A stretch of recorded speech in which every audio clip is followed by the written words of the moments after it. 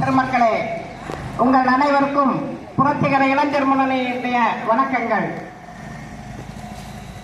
வருகின்ற சட்டமன்ற தேர்தலிலே நாம் யாருக்கு வாக்களிக்க வேண்டும்?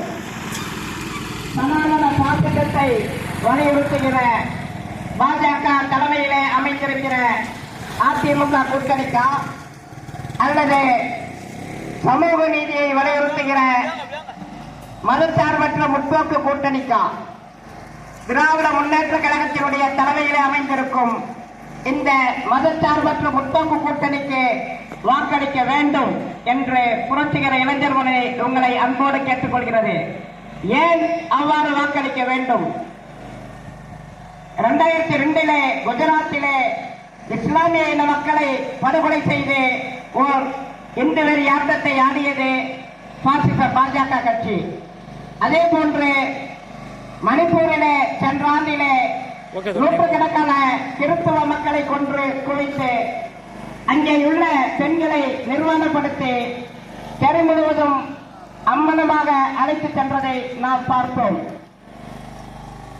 காஷ்மீரிலே 8 வயது சிறுமி ஆசிபாவை பாலியல் வன்கொடுமை செய்து கோயிலுக்குள்ளேயே வைத்து படுகொலை செய்தது இந்த பாசிச பாஜக கட்சி. காஷ்மீர் மக்களினுடைய தேசிய இறையாண்மையை அழித்து அந்த மாநிலத்தை சட்டமன்றத்தினுடைய அதிகாரங்களை பறித்து யூனியன் பிரதேசங்களாக மாற்றி அங்குள்ள மக்களை இன்றும் ராணுவத்தின் மூலம் கட்டுப்படுத்தி வைத்துக் கொண்டிருக்கிறது. உத்தரப்பிரதேசத்திலே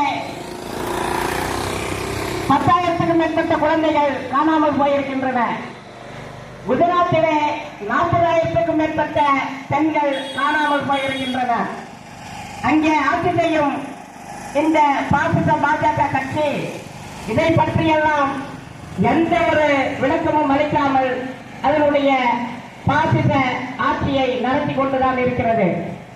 அதே போன்று தமிழ்நாட்டிலே வந்தும் அதனுடைய பாசிச செயல்களை செய்வதற்காக இந்த தேர்தலிலே அதிமுகவுடன் கூட்டணி அமைத்து தமிழ்நாட்டில் காலூன்ற துடிக்கிறது.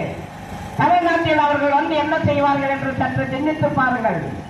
திருப்பரங்குன்றத்திலே நாங்கள் எல்லை கல்லின் மீது சர்வே தூணின் மீது தெய்வத்தை ஏற்றுவோம் என்று அடாவடித்தனமாக இங்கே ஒரு மத கலவரத்தை தூண்டும் செயலை செய்தார்கள்.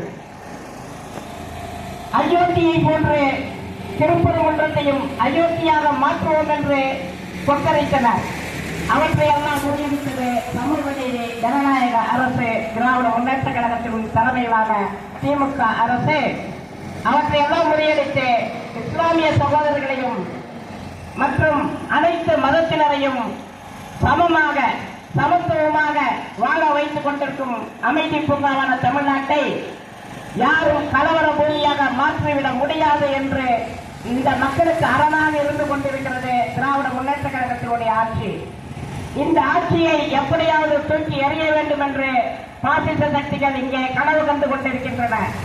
அந்த கனவை முறியடித்து தமிழ்நாடு அமைதி பூங்கா, இங்குள்ள அனைத்து மக்களும் சகோதரர்களாக வாழ்ந்து கொண்டிருப்போம். இது சமூக நீதிக்கான பூமி. இது தந்தை பெரியாரின் மண். இங்கே யாரும் கலவரங்களை, சாதி கலவரங்களையோ மத கலவரங்களையோ இனக்கலவரங்களையோ ஏற்படுத்திவிட முடியாது என்ற உறுதிப்பாடோடு தமிழ்நாடு இந்த பாசிச சக்திகளுடைய சதிச்செயல்களை முறியடித்துக் கொண்டுதான் இருக்கிறது. இது இப்போது தொடங்கிய போராட்டம் அல்ல.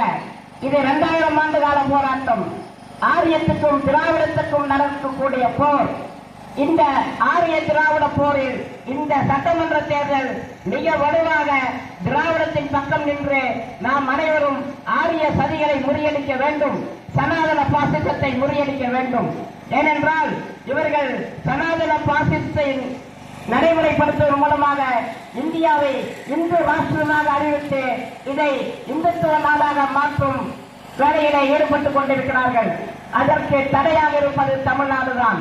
ஏனென்றால் இந்த தமிழ்நாடு 1920 ஒரு முற்போக்கான ஆட்சியை தந்த தமிழ்நாடு இது. 1920 நீதி கட்சி ஆட்சி அமைத்து சமஸ்கிருதம் படித்தவருக்கு மட்டுமே மருத்துவ படிப்பு படிக்க முடியும் என்ற சதி திட்டத்தை முறியடித்து அனைவரும் மருத்துவம் படிக்க முடியும் என்ற சூழலை ஏற்படுத்தியது. முதலாக பெண்களுக்கு வாக்குரிமை அளித்தது தமிழ்நாடு. 1922 நீதி கட்சி ஆட்சி அமைத்து இந்தியாவிலேயே முதலாக பெண்களுக்கு வாக்குரிமை அளித்த நாடு தமிழ்நாடு. தமிழ்நாட்டில் இந்தியாவிலேயே முறையாக அறநிலையத்துறை என்ற துறையை ஏற்படுத்தி தமிழ்நாட்டில் உள்ள அனைத்து அரசு கோயில்களையும் அரசு கட்டுப்பாட்டில் கொண்டு வந்து அந்த கோயில்களில் வரும் வருமானத்தை வைத்து சமூக நல திட்டங்களுக்கு பயன்படுத்திய நாடு தமிழ்நாடு. அதை நீதி கட்சி வழங்கிய அரசு அவ்வாறு செய்தது. அதே போன்று தாழ்த்தப்பட்டவர்கள் என்ற தனியொரு துறையை ஏற்படுத்தி முதலாக தாழ்த்தப்பட்ட மக்களுக்கு பல்வேறு சலுகைகளையும் உரிமைகளையும் வழங்கிய அரசு இந்த நீதி கட்சியினுடைய அரசுதான். 1920 முதல் 1937 வரை நீதி கட்சி செய்த ஆட்சிதான் தமிழ்நாட்டிற்கு மாபெரும் அடித்தளத்தை ஏற்படுத்தியது. அப்படிப்பட்ட ஆட்சியை மீண்டும் கொண்டு வரும் நோக்கிலே 1967 அறிஞர் அண்ணா அவர்கள் திராவிட முன்னேற்ற கழகத்தினுடைய தலைமையிலே அமைக்கப்பட்ட அரசுதான் முதலாக மதராஸ் மாகாணம் என்பதை தமிழ்நாடு என்று பெயர் மாற்றம் செய்து நம்மையெல்லாம் தமிழர்களாக தமிழ்நாட்டின் குடிமக்களாக மாற்றிய பெருமை இந்த திராவிட முன்னேற்ற கழகத்திற்கு உண்டு.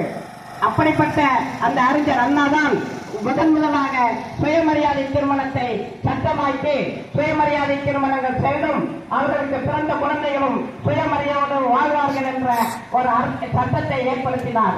அதனுடைய விளைவு இன்று கூட நாம் பார்ப்பனர் அல்லாத திருமணத்தை நடத்த முடியும். வேறு எந்த மாநிலத்திலும் இல்லாத ஒரு சாதனையை அன்றைய முதல்வர் அறிஞர் அண்ணா அவர்கள் இங்கே செய்து காட்டினார். அதே போன்றுதான் 1989 டாக்டர் கலைஞர் தலைமையிலே அமைந்த அரசு முதலாக விவசாயிகளுக்கு இலவச மின்சாரம் வழங்கியது. இந்தியாவிலேயே முதலாக விவசாயத்திற்கு இலவச மின்சாரம் வழங்கிய நாடு தமிழ்நாடு.